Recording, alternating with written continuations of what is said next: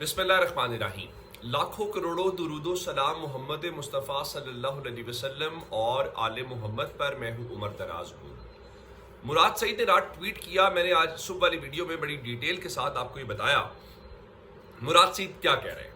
मुराद सईद कहते हैं कि इमरान खान के ये अहकामात थे, उन पर अमल दरामद नहीं हो रहा था। मैंने कहा, इवन मुझे कहा गया, यानी मुराद सईद को कहा गया कि भाई आपकी वजह से हमारी तहरीक को इर्रिवर्सिबल नुकसान पहुंचा है। और वो मुराद सईद का मुद्दा ये था, बाकी हर चीज आप अपनी मर्जी से कर लेते हैं, इमरान खान की रिहाई की तहरीक के ऊपर आपको हीले बहाने शुरू हो जाते हैं। अब ये एक पहलू था, आज दिन चढ़ा है तो नया खड़ाक हो गया। और पार्टी के अंदर से एक और गवाही आ गई है कि तहरीक इंसाफ का हाउस इन ऑर्डर नहीं है। और तहरीक इंसाफ को ज्यादा मसला एस्टैब्लिशमेंट या गवर्नमेंट से नहीं है, तहरीक इंसाफ को फिल वक्त ज्यादा मसला अपने घर से है। सलमान अकरम राजा जो पार्टी के सेक्रेटरी जनरल हैं, आज वो खुद बोले हैं और उन्होंने क्या ये कहा है। एक तो खैर उनकी अथॉरिटी के ऊपर और बैरिस्टर गौहर की अथॉरिटी के ऊपर भी सवाल अपनी जगह पे मौजूद है। मिसाल के तौर के ऊपर वो ये मानते हैं इन सारी चीज़ों को लेकर, उनका जी इमरान खान के वकला और पार्लियामेंटेरियंस के हवाले से जो अहकामात हैं उन पर कुछ अमल दरामद करते हैं और कुछ नहीं करते। ये कौन कह रहा है? ये पार्टी का जनरल सेक्रेटरी कह रहा है कि इमरान खान के अहकामात को लेकर भी हमारे वकला और हमारे पार्लियामेंटेरियंस में से कुछ ऐसे लोग मौजूद हैं जो अमल दरामद नहीं करते। उसका मतलब ये हुआ फिर उन लोगों का कद इमरान खान से बड़ा है। इसका मतलब ये हुआ कि फिर वो इमरान खान के वोट्स की बुनियाद के ऊपर समझते होंगे कि हम नहीं आए। तो उनका जी अब वक्त आ गया है कि जो लोग अमल दरामद नहीं करते उनके नाम सामने लाए जाएं। उसकी एक मिसाल भी उन्होंने दी है।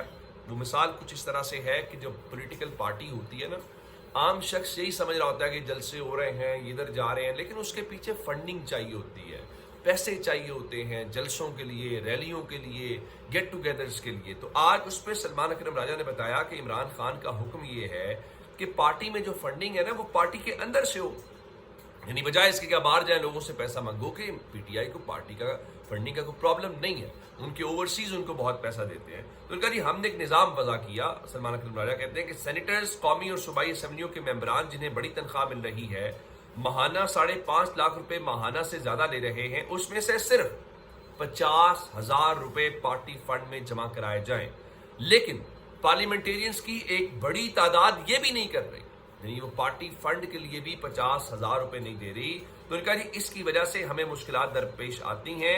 ये तमाम ऐसे मामलात हैं जिनको अब हमें सामने लाना होगा और खुलकर बात करनी होगी।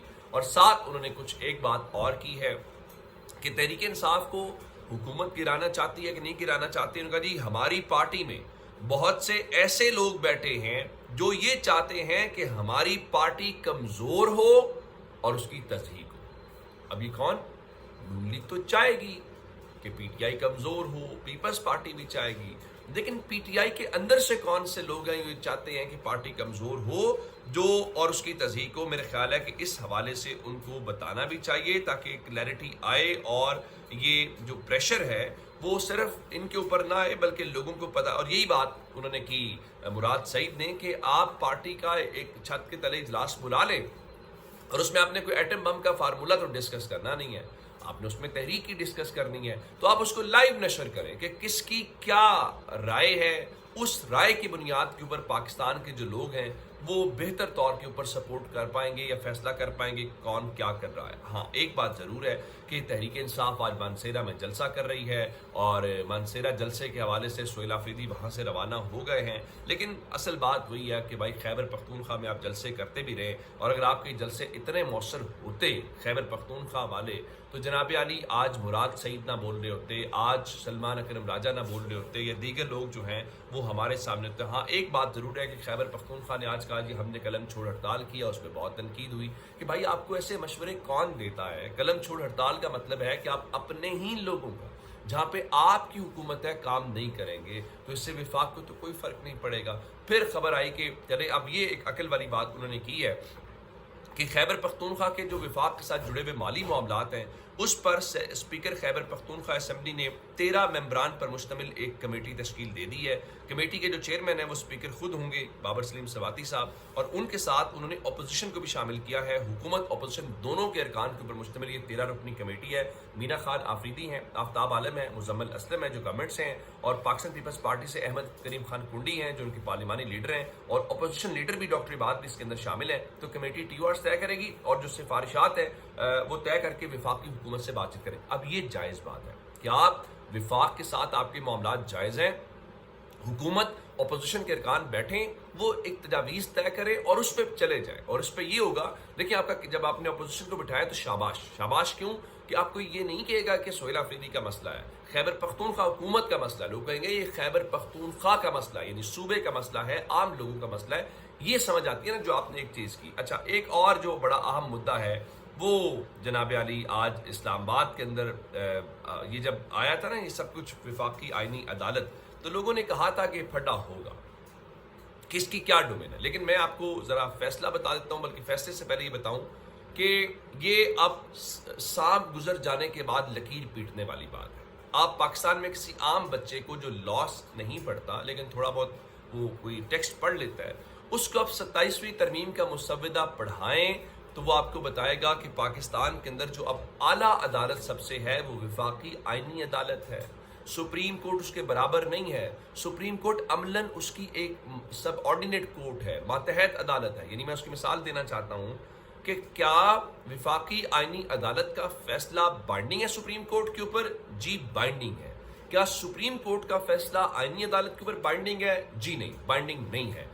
وفاقی آئینی عدالت اس کو چینج کر سکتی ہے، لیکن ہوا کیا کہ ایک 2 رکنی بینچ کا فیصلہ تھا، اور اس فیصلے کو لے کر سپریم کورٹ نے جو وفاقی آئینی عدالت ہے اور سپریم کورٹ کا جو سپریم کورٹ جو ہے اس کے دائرہ اختیار یعنی جورسڈکشن کے اوپر ایک اہم فیصلہ جاری کیا ہے۔ یہ فیصلہ لکھا ہے جناب یحییٰ آفریدی صاحب نے جو چیف جسٹس ہیں سپریم کورٹ کے، اور وہ کہتے ہیں جی سپریم کورٹ اور وفاقی آئینی عدالتیں ایک دوسرے کے ماتحت نہیں بلکہ ہم پلہ عدالتیں، یعنی وہ کہہ رہے ہیں کہ برابر کی عدالتیں۔ وفاقی آئینی عدالت کے فیصلے قانونی اصولوں کے حوالے سے دیگر عدالتوں پر لازم ہوں گے۔ آرٹیکل 189 ایک عدالت کو دوسری عدالت کے ماتحت نہیں بناتا۔ آئینی اور غیر آئینی مقدمات کو ایک ساتھ چلانا آئینی پیچیدگیاں پیدا کر سکتا ہے۔ کلب شدہ آئینی اور ریگولر معاملات کو الگ الگ فورم پر بھیجا جائے۔ آئینی مقدمات وفاقی عدالت، جبکہ ریگولر مقدمات جو ہے وہ سپریم کورٹ سنے گی۔ متضاد فیصلوں سے بچنے کے لیے عدالتی احترام کا اصول اختیار کیا جائے گا۔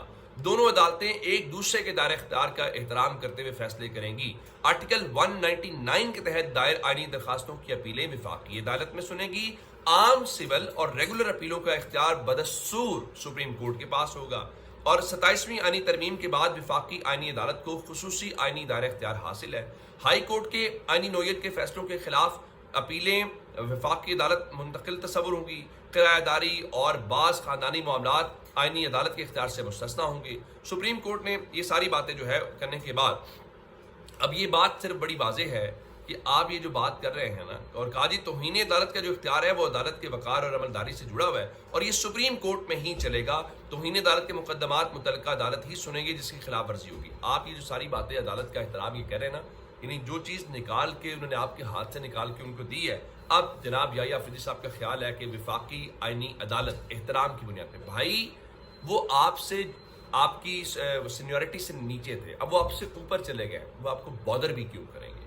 یا آپ کو اختیار یا آپ کو یہ کرنا تھا جب 26ویں اور 27ویں ترمیم تھی۔ اب یہ صرف شور شرابہ ہے۔ آپ جسٹس امین الدین خان کی سربراہی میں کام کرنے والی وفاقی آئینی عدالت کی ایک سب آرڈینیٹ کورٹ ہے، یہ حقیقت ہے، باقی ساری کہانیاں۔ اچھا، اس سے ہٹ کے ایک اور معاملہ جو ہے وہ آج اسلام آباد ہائی کورٹ کے اندر تھا، جہاں پہ جو بشرا بی بی کے ساتھ ملاقات کا معاملہ ہے اور ان کے ڈاکٹر کی رسائی کا میٹر تھا، تو آج اسلام آباد ہائی کورٹ میں آیا۔ تو آج عدالت نے کہہ رکھا تھا کہ جناب وہ اڈیالہ جیل کے سپرنٹینڈنٹ کو بلائیں گے اور انہیں طلب کر رکھا تھا، اور کمال بات یہ ہے کہ آج اڈیالہ جیل کے جو سپرنٹینڈنٹ ہیں وہ پیش نہیں ہوئے۔ تو عدالت نے اب ایک بار پھر یہ کہا ہے کہ جناب اس سارے معاملے کے اندر انہوں نے منگل تک اس کیس کو ملتوی کر دیا ہے، اور سپرنٹینڈنٹ اڈیالہ جیل کو کہا ہے کہ وہ بشرا بیوی کی بیٹی مبشرہ کی جو پیر کے روز ان کو ذاتی حیثیت میں سنا جائے اور وجوہات کے ساتھ جو آرڈر ہے وہ پاس کیا جائے. تو ایڈوکیٹ جنرل اسلام آباد نے آج یہ بتایا کہ دیکھیں جی ایک تو بشرا بیوی کا معاملہ ارجنسی کا نہیں ہے, باوجود اس کے کہ اس کی سردی سب کچھ ہوا ہے. ان کا جی ہم ملاقاتیں کرا رہے ہیں, ہم ریکارڈ دے دیں گے. تو پھر سلمان اخیر راجہ یہ کہتے ہوئے دکھائی دیے کہ ملاقاتیں نہیں کروا رہے, لیکن عدالت نے فی الحال آج تک توہین عدالت کی کہ آپ آئے نہیں ہیں یا ہمارے آرڈر عمل درآمد نہیں کیا. عدالت نے کہا ٹھیک, فی الحال یہ جو جسٹس یہ بات کر رہے تھے نا, فی الحال حکومتی عدالتوں کا راج ہے اور حکومتی عدالتوں کے اندر یہی کچھ چلے گا. جناب یہ اب تک کی اپڈیٹس ہیں. اگر آپ نے ابھی تک ہمارا چینل سبسکرائب نہیں کیا کر لیجیے. اپنا بہت سارا خیال رکھیے گا. خدا حافظ.